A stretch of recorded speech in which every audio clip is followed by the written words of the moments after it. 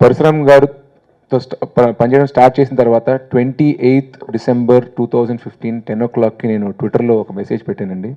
I want to work with director Parashuram again again and again. I'm finally making a movie which I want to see as an audience waiting for summer 2016 అని పెట్టానండి. So ఆ రోజు డిసెంబర్లోనే పెట్టిన ఈ మాట. So అలాంటిది ఆ రోజు నేను అనుకుని ట్విట్టర్లో పెట్టింది వాళ్ళు నిజమైందండి. ఒక ఆడియన్స్గా నేను ఎలాంటి సినిమా అయితే నన్ను చూడాలనుకున్నాను అలాంటి సినిమా నాతో తీసినందుకు మా డైరెక్టర్ గారికి థ్యాంక్స్ చెప్పుకోవాలి. నాతో నిజంగా ఒక గురువులాగా చెక్కి చేయించుకుని నన్ను మార్చి సరిదిద్ది అందంగా చూపించి మంచిగా చేయించిందంటే full credit goes to my director గారు.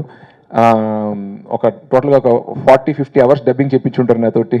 ఒక రూమ్లో వచ్చిన డబ్బింగ్ రూమ్లో జైల్లో ఉంటుంది, దాంట్లో అరెస్ట్ చేసేసి. బట్ చూసిన సినిమా వాళ్ళందరూ నా డైలాగ్ డెలివరీ కానీ మోడ్యులేషన్ బాగుంది అంటుంటే నిజంగా చెప్పలేకపోతుంది. నేను కాదండి, ఇది ఎఫర్ట్ అంతా మా డైరెక్టర్ గారిదని. సినిమా అయిపోయాక నేను ఒకటే మాట చెప్పానండి, సార్ మీరు నా నెక్స్ట్ ఫిల్మ్ డైరెక్టర్కి లైఫ్ చాలా ఈజీ చేసి పెట్టారు సార్, చాలా టిప్స్ టెక్నిక్స్ అని నన్ను ఒక ఆర్టిస్ట్గా దిద్ది పెట్టారండి. So once again sir thank you very much.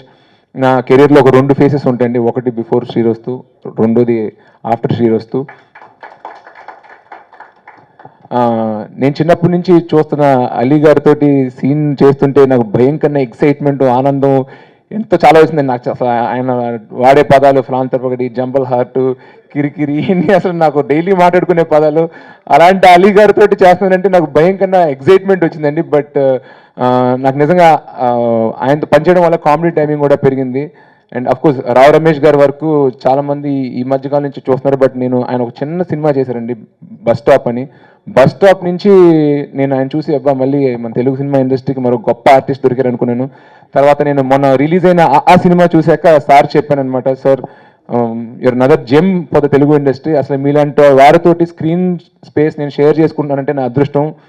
I want to work with you again and again అని చెప్పి అలా జరిగిందండి. అండ్ ఇంకొకటి, సినిమా స్టార్ట్ చేస్తున్నప్పుడు అందరూ పాజిటివ్ ఇంప్రెషన్తోనే స్టార్ట్ చేస్తామండి, మా సినిమా ఆడుతుంది బాగుంటుంది అని చెప్పి.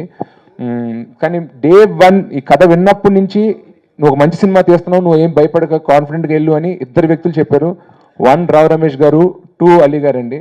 ఇద్దరు ప్రోత్సహిస్తూనే ఉన్నారు. సో ఎక్కడో ఆ భయం అయితే లేదండి, చిన్న కాన్ఫిడెన్స్, ఎలాగైనా అఫ్కోర్స్ హిట్ కొట్టాలన్న తాపత్రం అన్ని పక్కన పెడితే వాళ్ళిద్దరు నిజంగా ఇచ్చిన కాన్ఫిడెన్స్ నాకు డైరెక్టర్ గారికి సినిమా ప్రొసీడ్ అవ్వడానికి చాలా కాన్ఫిడెన్స్ ఇచ్చిందండి. అండ్ అంత గొప్ప గొప్ప ఆర్టిస్టులు ఇక్కడ నా స్టేజ్ మీదకి వచ్చి నా గురించి చెప్తుంటే సడన్గా ఎలా రియాక్ట్ అవ్వాలో అర్థం కావట్లేదు. బట్ మా ఫాదర్ అనుకుంటున్నట్టు ఈ పొగడతల్ని నేనేమి తలకి తీసుకుని రిలాక్స్ అయిపోను.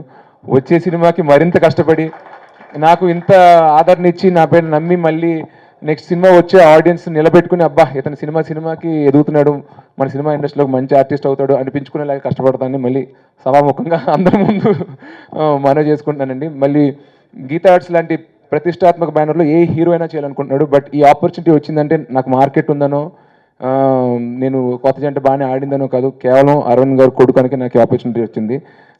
బట్ ఆ ఆపర్చునిటీ నేను ఏమాత్రం రిలాక్స్ అవ్వకుండా, చాలామంది హీరోలకి దొరకంది కావాలనుకునేది నా దగ్గరకు ఉంది అని చెప్పి నేను ఒళ్ళు దగ్గర పెట్టుకుని చాలా కష్టపడి పనిచేశానండి. అరవింద్ గారికి అల్లు శిరీష్తో తీసే అవసరం లేదు, బట్ శిరీష్కి అయితే అరవింద్ గారి బ్యానర్లో యాక్ట్ చేసే అవసరం ఉంది. సో ఈ సినిమా నాకు ఇచ్చినందుకు మా నాన్నగారికి మరొకసారి థ్యాంక్స్ చెప్పుకుంటున్నాను. పనిచేసినంతసేపు నాకు ఒకటే ప్రెషర్, 100% లవ్. అదే పనిచేసినంతసేపు నేను హిట్ ఇవ్వాలనే దాని కాకుండా 100% లవ్, సరైనోడు, భలే భలే మొగాడు ఇలాంటి సక్సెస్ స్ట్రీక్లో ఉన్న గీతా ఆర్ట్స్కి నేను స్పీడ్ బ్రేకర్ అవ్వకూడదు, అలాగే నా హిట్ ఫామ్ కంటిన్యూ చేయాలని చెప్పి ఆ ప్రెషర్ ఉండేదండి. బట్ లక్కీలీ ఆ సినిమా బాగా ఆడింది. సో ప్రేక్షకులందరికీ మా సినిమాని ఆదరించినందుకు మరొకసారి థ్యాంక్స్ చెప్తున్నాను. అండ్ ఈ సినిమాని డే 1 ఎప్పుడైతే మేము టీజర్ స్టార్ట్ చేసామో, ట్రైలర్ కానీ పోస్టర్స్ కానీ నిజంగా మమ్మల్ని అందరినీ ప్రోత్సహించి ఎంకరేజ్ చేసిన మీడియా మిత్రులకి మరొకసారి థ్యాంక్స్ చెప్పుకోవాలనుకుంటున్నానండి. ప్రెస్ షో చూసిన బయటికి అందరూ వచ్చి నాకు congratulations, you done a good film, you done a good job అన్నారు. సో అండ్ సినిమా నిజంగా పర్సనల్గా తీసుకుని లాట్ ఆఫ్ జర్నలిస్ట్ ఎసెడ్ నువ్వు ఇలాంటి సినిమాలు మేము ఎంకరేజ్ చేస్తాం, ఎందుకంటే మంచి సినిమాలు ఎవరైనా చేస్తుంటే ప్రోత్సహిస్తేనే మరికొద్ది ఇలాంటి సినిమాలు వస్తాయని వారు చెప్పడం జరిగింది. ఇంటర్వ్యూస్కి వెళ్ళినప్పుడు ఎలా మళ్ళీ పర్సనల్గా ఇంటర్వ్యూస్ ముందు నన్ను పక్కకి తీసుకెళ్ళి మాట్లాడి ప్రోత్సహించి నిజంగా అందరూ ఎంకరేజ్ చేశారు. Thank you very much. అలాగే జనాల నుంచి ఎంత ఆదర్శన వస్తుందని నేను అందరూ అనే మాట మేము ఎక్స్పెక్ట్ చేయలేదు, ఎక్కువ వచ్చింది ఎక్స్పెక్ట్ చేయలేదని. బట్ నిజంగా అయితే మీరు విన్న డైలాగ్ ఏంటిది కానీ అదైతే వాస్తవం. సినిమా బాగానే ఉంటుంది, బాగుంటుంది, డీసెంట్ ఫిల్మ్ ఏదో తీసాము నచ్చుదు జనాలకు అనుకుంటాం, కానీ ప్రతి డైలాగు ప్రతి ఎక్స్ప్రెషను గుర్తుంచుకుని ప్రతి సీన్ డీటెయిల్ గుర్తుంచుకుని వాళ్ళంత ఎగ్జైట్మెంట్తో చెప్పి కనెక్ట్ అయ్యి క్యారెక్టర్ గురించి మాట్లాడుతుంటే నిజంగా ఈ సినిమా జనంలోకి వెళ్ళింది అని అనుకుంటున్నానండి.